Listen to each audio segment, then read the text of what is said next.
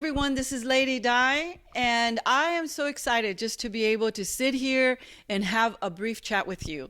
I'm not here with a team, I'm not wired up. I just decided to grab a microphone and share a passage of scripture that is so powerful, that speaks so much depth into my life, and that I believe will speak some depth into your life. I often get asked, why do I always post, that God showed up and showed off in such a powerful way? And number one, and this is my surface answer to that, I always believe that, as we're scrolling through Facebook, which has become part of our, part of our culture, we can't even deny that. So some people scroll through Facebook and then they stumble upon a post that will remind them or that will encourage them. I get texts all the time saying, I so needed to hear that, or that spoke into my life. And it's just a short little caption. But you see, a short caption can really reroute somebody's life. I know it's happened for me. It does not replace having your personal relationship with God or having depth into the Word, but it's just a reminder that God sees you, God loves you, and that He's going to do above and beyond what you would expect. And so recently I posted that God showed up at a restaurant. I was having lunch and then I decided to stay and work. And I had a friend of mine show up to the restaurant because I posted, hey, is anybody in the area? And I do that because sometimes friends are in the area. But this friend of mine showed up and oh my gosh, God just blew me away. Because everything I had prayed about, things that I had laid before the presence of God, came in the form of someone that I haven't seen in so long, and was so clear and articulate that I'm in a public place, obviously at a restaurant, and I couldn't hold back my tears because it was God showing up and answering my prayer. And so I'm encouraged this morning to answer that commonly asked question. Why do you always say God showed up? And the answer for me is because I expect Him to. That's why He shows up, because I expect Him to, and that I know He will. I don't know how He will. I don't know when He will. I don't know His timing, but I know that He will show up. And one of the passages that for me just blows my mind all the time, and that speaks volumes to me, is in the book of Daniel. Look, I have handwritten notes. I didn't even really, type anything up. I just grabbed a microphone and wanted to share this with you if I can get my glasses on. Hold on. Okay, so in the book of Daniel, chapter 10, it says, Then he said to me, do not fear, Daniel, for from the first day that you set your heart to understand and to humble yourself before your God, your words were heard. In other words, your prayer was heard, and I have come because of your words. But the prince of the kingdom of Persia, which is symbolic to the obstacles that we have, withstood me 21 days, and behold, Michael, one of the chief princes, came to help me, for I had been left alone there with the king of Persia. And I'm going to leave it right there. So what he's saying is that from the moment, so the angel showed up, the answer, let's say, to Daniel's prayer, the angel showed up and said, from the moment that you prayed and God saw that you humbled your heart before Him, He heard your prayer. And you see, the key to knowing that God is going to show up, and I always know that He will, one of the things that gives us the confidence that God is going to show up is when we position ourselves for Him to show up. In other words, what do I mean by that? There needs to be an inner position in our heart to usher in the presence of God into our life. And what I mean by that, it is not how loud you pray. It is not how long you pray. It is not about praying on your knees. It's not about pacing your house, although I'm one of those that paces when I pray. But it's not about that. it's really about the inner position you have in your heart, the confidence that you know that the God that was with you yesterday is the same God that is with you today. It's the inner position of knowing that you are addressing Almighty God, that you are addressing a faithful Father, and that He answers your prayer. It's an inner position that is not challenging God, of saying, why aren't you answering me? Like, there are times when I've spoken to people that are angry at God. And I'm not going to say that I've never felt angry, but I've always felt fear to be angry at Him. I process that because I never want to come out and be angry at Him. I think that there's only been one instance of my life that I have ever felt, or maybe two, where I have felt like, where are you? And I don't really want to dive into that because that's a long topic and maybe I can talk about it in another video. But having an inner position where you're not frustrated with God, you're not angry at God, you're not challenging Him. Like, for instance, why aren't you showing up? And why aren't you answering my prayer? And although we may feel that way at times, we must process those feelings and have the right inner position of saying, no matter what I go through, and no matter how hard this may seem, and no matter how far away the answer may seem, I know you're going to show up. And what you're doing is you're preparing yourself to be aware of when He sends the answer. Because a lot of times, this is very on point, because when I was at the restaurant this past week, I posted that because a lot of my CrossFit friends, they go eat there after a workout, and I thought, oh gosh, maybe one of my CrossFit friends is in the area. And it turned out to be someone that doesn't even live in the area, does not work in the area, and I haven't even seen in years. So sometimes the answer doesn't come in the form that we want, or through the person we're expecting, or the way that we want it. It's not packaged the way that we want. But let me assure you that God always answers. And it isn't always the way we think it's going to be. So our inner position is so important. Daniel had the inner position. From the moment he started praying, God heard his prayer. But then the time factor set in. And this is where I struggle the most. And a lot of you do too. I want the answer to arrive the moment I stop praying. If I'm on my knees, I want the answer to arrive the moment I get up from my knees. I want the answer to come sooner.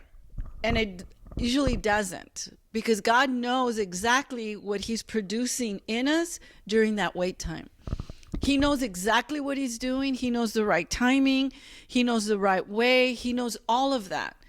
And so when the Bible says that the angel tells Daniel, from the moment you started praying, God heard you. But then the prince of Persia intervened. In other words, there were obstacles. There were challenges along the way. There were things that needed to be taken care of. There was a fight in the air, and that's a topic in itself. But let me say this.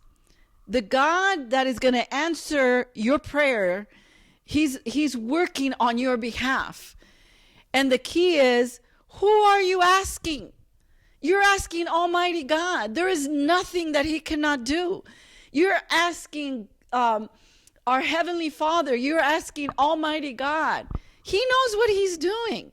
And so the key to ask yourself is, when in crisis, when in a situation, who are you asking?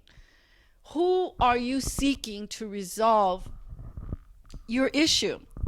So I posted something the other day, and it resonated with my heart, and then I ended up getting all these text messages, and I usually get text messages from leaders, mostly, and especially women that are in ministry.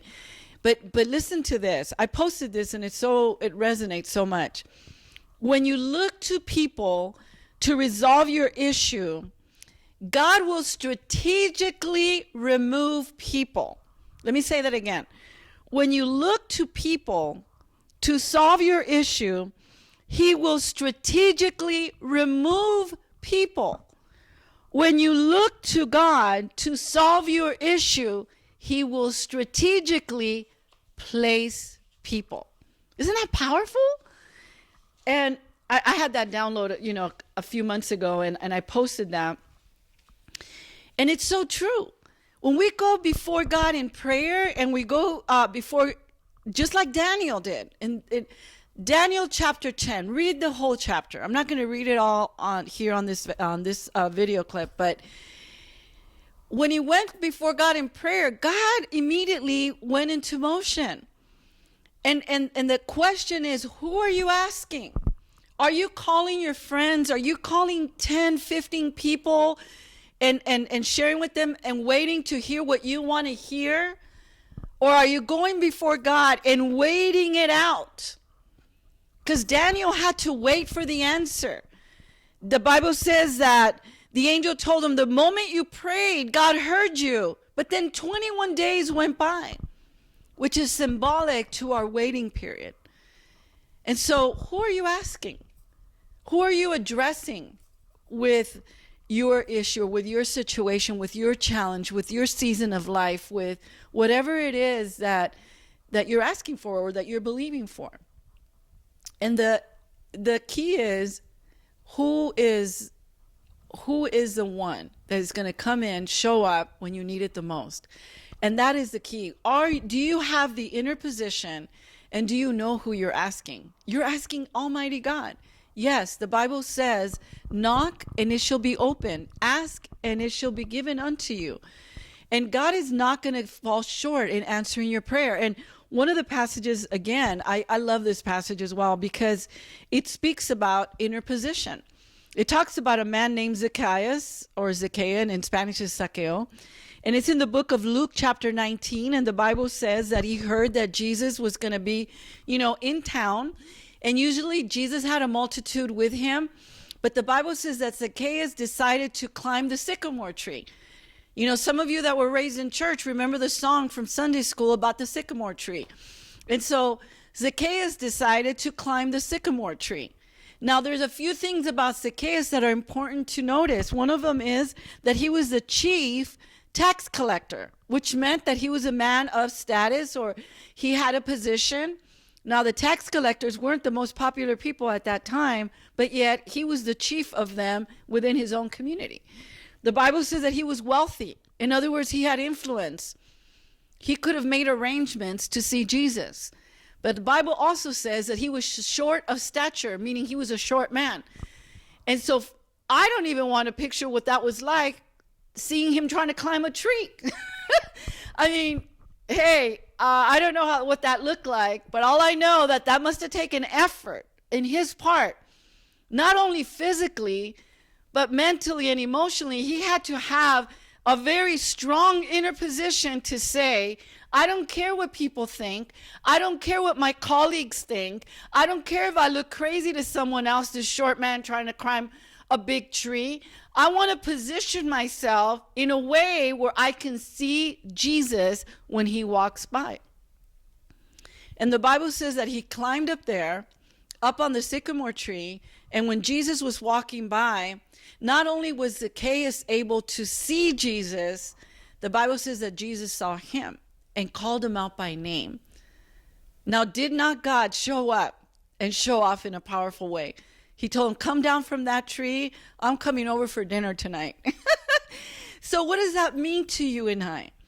It means that we must have an inner position to believe that God is going to show up, that God is going to do above and beyond what we would expect, and be willing to do whatever it takes, regardless of what people think, regardless of what people say, regardless of what people say about our circumstance. Because I will tell you this, when God has a big blessing for your life, there's going to be a lot of Prince of Persias rising up, criticizing you, judging you, making fun of you. I've been through it. I'm so done with it. I've already been through that. And so usually when people start throwing rocks at me, I always feel like, well, there must be a reason you're aiming at me and you're not aiming somewhere else. And so what does that mean? What it means is that that waiting period of knowing that God is going to show up and that he's going to show off in your life above and beyond what you can imagine. And that is what happened with Zacchaeus. He didn't care about what anyone else thought. And you and I cannot stop to care about what anyone thinks. We got to stay focused on what we have to do, what we need to do to get a hold of God, whatever that may be. The most important thing starts with your inner position, acknowledging who you're asking. You're asking the King of Kings, the Lord of Lords, God Almighty. And number 3, you need to know that it's not in your timing. It's not in my timing. Oh my God, I wish it was in my timing. But it's not in my timing. It is in God's timing. And then he tells Daniel, and I love this part because it really encourages me to have the strength and the courage to wait, because in verse 14, and I'm going to close with this, it says, now I have come to make you understand what will happen to your people in the latter days, for the vision refers to many days yet to come. In other words, although I'm here speaking to you, although I'm here reaffirming you, although I'm here reassuring you, the answer, that vision, is yet to come. In other words, the waiting period. And this is where you and I sometimes get stuck because we want it to happen yesterday. And whatever that is, whether it be a job situation, whether it be a relationship, whether it be our children, whether it be whatever life has risen up in your life, the timing of God is seamless. I have experienced that time and time again. And the times that I get impatient because, believe it or not, I'll raise my hand. I've been so guilty of being impatient. It's not even funny. I have been super impatient. But time and time again, I find myself saying, oh my gosh, Lord, thank you for not answering my prayer when I wanted you to. Thank you for answering it on your time. And so, my friends, I encourage you today, number 1, have an inner position of knowing that he's going to show up. Be sensitive to your surroundings to hear the voice of God. Number 2, before you start calling people, before you start texting people, before you start seeking people, go before the Lord and ask him to strategically place the right people to answer your prayer if needed. And third of all, trust that his timing is perfect, way better, way above excellence than our timing. So thanks for tuning in, and I'll be sharing some more. I have some new programming coming up. I have my book that's coming out, No Filter Needed, Shortcuts to Becoming an Influencer. It's a collaborative effort with 14 other amazing women that came together to work on this project that has propelled each one of us. Each one is a powerhouse in her own right. But we've come together to work on this project to propel one another to walk in God's purpose. So stay tuned for that. I'll be sharing that. The book launch is just now weeks away. And, like every other project, you have delays because of the book cover, the design, for whatever reason. But now we're ready. We have the book design ready. Now we're working on the launch, and I will keep you posted. But I'm so glad I jumped on here. Again, this is Lady Di, and I just love to share about God's goodness. Today, like I mentioned earlier in the video, I didn't want to wait till I had a team and I just grabbed a microphone. And as long as I can reach you with a word of encouragement, then that makes my heart happy. So have a wonderful day, everyone, and we'll be chatting soon.